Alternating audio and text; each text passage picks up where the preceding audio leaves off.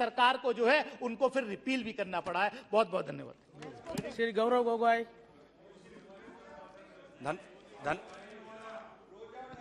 No cross talks, please. Order, please. No cross talks.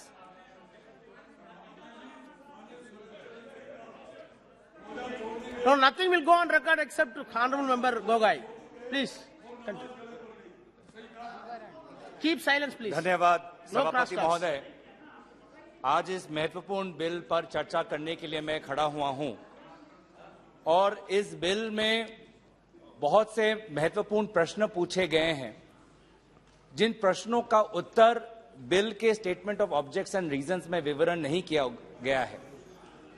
और कभी भी कानून अच्छा या बुरा सिर्फ कानून पढ़ के हम नहीं कह सकते, लेकिन कानून का उपयोग या दुरुपयोग करने वाले जो सरकार है उसका हिस्टोरिक रिकॉर्ड, उसका आचरण देख के हम कह सकते हैं कि ये कानून भविष्य में हमारे सहयोग में आएगा या इस कानून के द्वारा विपक्ष के आवाज को कुचलने की कोशिश होगी।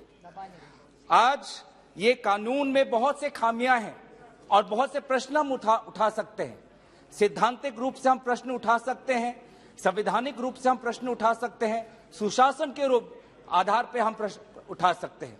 सिद्धांत के रूप में सर, लोकतंत्र का मंदिर 4 स्तंभ पर खड़ा होता है: executive, legislative, judiciary and media, and we want all 4 pillars to be strengthened, but only if the executive strength is strengthened. Without proportionate strengthening of legislation, judiciary and media, then the temple of democracy is vulnerable.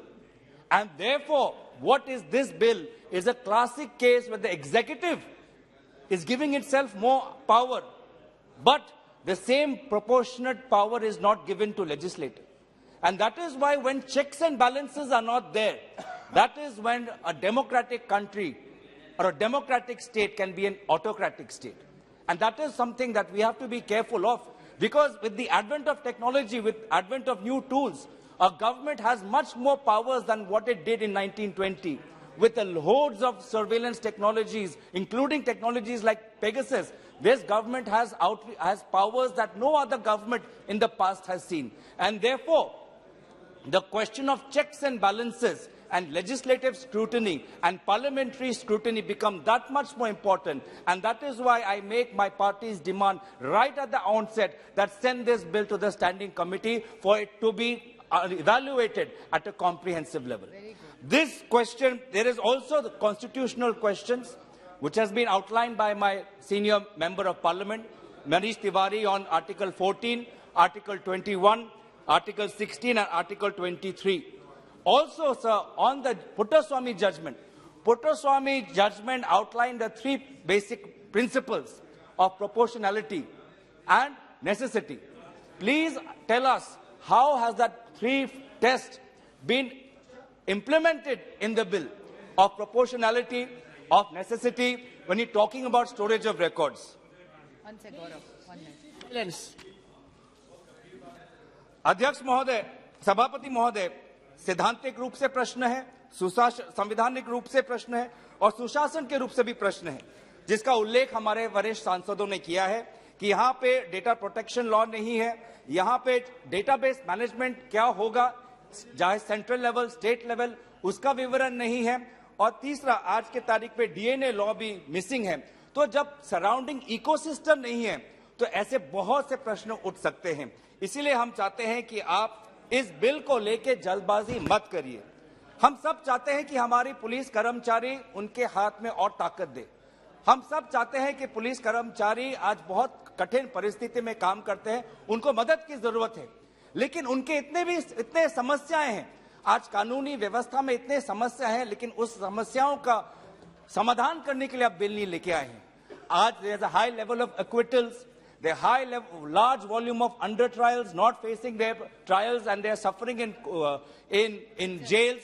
There is a lack of fatigue amongst police officers. They are underpaid, they are overworked, they don't have the necessary tools. So there's so much that you can bring in order to strengthen the arms of law enforcement agencies. But it is unfortunate that this government always brings bills that can only be politicized and be used to harass its political opponents. We've talked about the UAPA bill. Please, in your reply today, give how many hardcore terrorists have been caught under UAPA, and how many students and petty activists have been caught.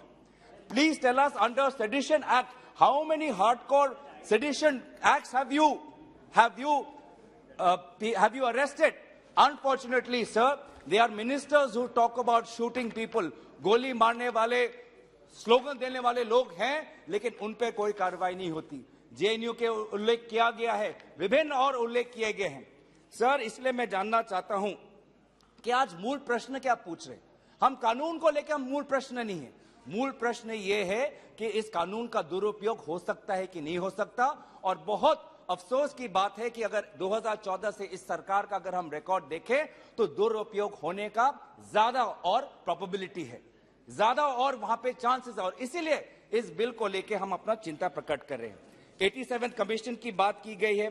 Sir, 87th law commission के report में भी when they talk about categories of persons whose measurements can be taken, they talk about convicts of offences punishable with rigorous imprisonment for a term of 1 year, or they talk about convicted under specified offences like Section 19 of the Dangerous Drugs Act.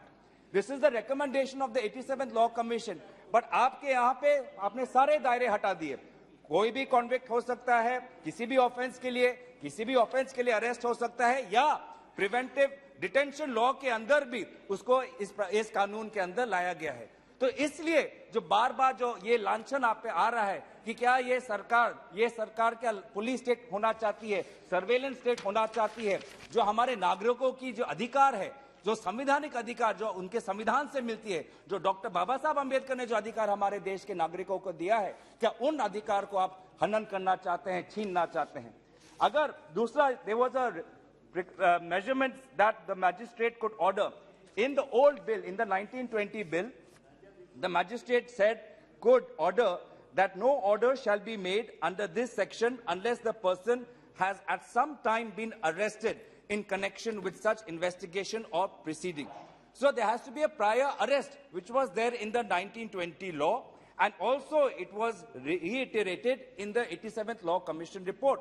But now in your bill, you give the magistrate far more powers than what has been recommended under the 87th Law Commission.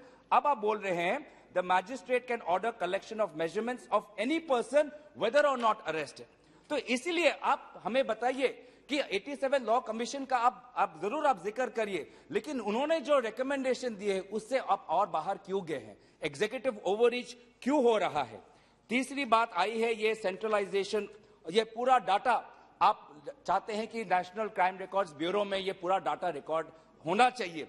कहीं ना कहीं law and order जब state subject होता है और पूरा ये data national crime records bureau में आता है, तो इसको लेके मुझे एक पुरानी बात याद आती है प्रधानमंत्री मोदी जी की, जब वो गुजरात के मुख्यमंत्री थे और उस समय की यूपीए सरकार ने नेशनल काउंटर टेररिज्म काउंसिल का उल्लेख किया था. और उस समय मुख्यमंत्री मोदी जी, जो आज के तारीख में प्रधानमंत्री हैं, उस समय गुजरात के मुख्यमंत्री होने के नाते उन्होंने नेशनल काउंटर टेररिज्म काउंसिल का विरोध किया था कि यह संघीय ढांचा पर एक आक्रमण है. तो आज जो आप पूरा ये जो डाटा है स्टेट का, अब आप नेशनल क्राइम रिकॉर्ड्स में लाना है, तो क्या मुख्यमंत्री मोदी जी ने उस समय जो कहा था, क्या उसके बातें के अनुकूल आप नहीं है? तो ये अब मैं जानना चाहता हूं. आप बात करते हैं विभिन्न देशों की. हमारे भाजपा के प्रथम प्रवक्ता ने बात की थी कि यूएस में भी ऐसे लॉ है, यूके में भी ऐसे लॉ है, दूसरे देश में भी ऐसे लॉ है. माना मैंने माना कि यूएस और यूके में ऐसे कुछ लॉज हैं जिसमें ये सारा डाटा ले सकते हैं, पर उनका इकोसिस्टम देखिए. यूएस में जब एक पुलिस कर्मचारी अगर अपने ड्यूटीज का डिरेक्शन करता है, जॉर्ज फ्लॉयड के केस में जब एक पुलिस कर्मचारी के एक्शन से जब एक आदमी मर गया तो उसका ट्रायल जज कोर्ट में हुआ और उसको सेंटेंस मिली. यहां पे क्या होता है? यहां पे अरुणाचल प्रदेश के 2 बच्चों को आर्मी गोली मार देता है, कोई नहीं. मोन डिस्ट्रिक्ट नागालैंड में 14 लोग मारे जाते हैं, कोर्ट ऑफ इंक्वायरी बैठी है लेकिन कुछ नहीं. तो इसीलिए आप यूएस और यूके की बात करते हैं, लेकिन वहां का इकोसिस्टम, वहां के ऑफिसर्स की ट्रेनिंग, वहां के ऑफिसर्स पे सुपरविजन यहां पे कहां है? आफ्पा के अंदर आप देख सकते हैं कि अरुणाचल प्रदेश में 2 शूटिंग हुआ है, कोई हमारे पता नहीं। मोन डिस्ट्रिक्ट के शूटिंग में कुछ नहीं पता। कितने सारे कस्टोडियल डेथ हुए हैं, आपने कितने सारे ऑफिसर्स को पकड़ा। यूके में पुलिस ऑफिसर्स जो अपने हर डिसीजन राइटिंग में रखते हैं। यूएस में पुलिस ऑफिसर्स अपने आर्मर में बॉडी कैमरा रखते हैं ताकि हमेशा लीगल वहां पे चैलेंज हो सकता है। ऐसे एक आप तकनीक दीजिए, ऐसा एक इकोसिस्टम बनाइए हमारे कर्मचारियों को सशक्त करने के लिए। उनको ट्रेनिंग दीजिए, उनको अस्त्र दीजिए, उनका जो पगार है वो बढ़ाइए, और तब जाके आप कंपेयर करिए यूएस और यूके के साथ। तो इसीलिए मैं बार बार बात करता हूं, the home minister has given us know assurance that this bill will not be abused, and that is the central question. Therefore, on basis of constitutional propriety, on the basis of propriety of Indian principles, on the basis of propriety of governance, I demand that this bill should be sent to the standing committee. Thank you very much. Sri Satyapal Singh. Order है sir. Rule 349(14). A member shall not wear to display badges of any kind in the house except the national flag in the form of a lapel, pin or a badge.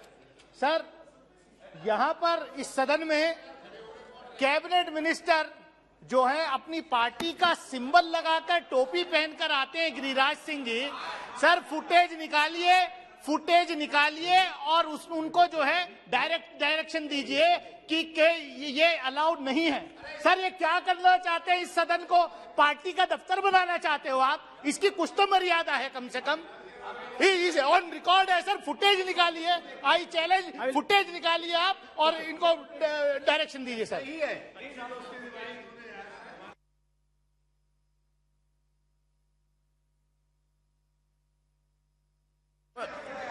Please. Better, please take your seat. No.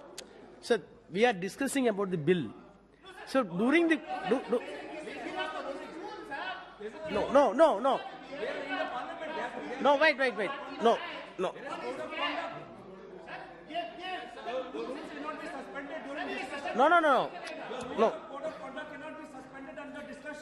Which one?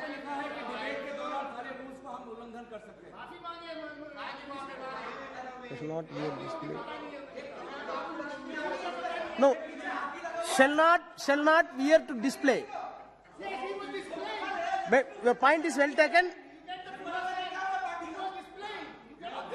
No. Display. Okay. Oh, we will discuss later after this. No. However, he removed it. No, removed it. Your point has been honored by the member himself. No further discussion. Please. Satyapal Singh. अध्यक्ष महोदय,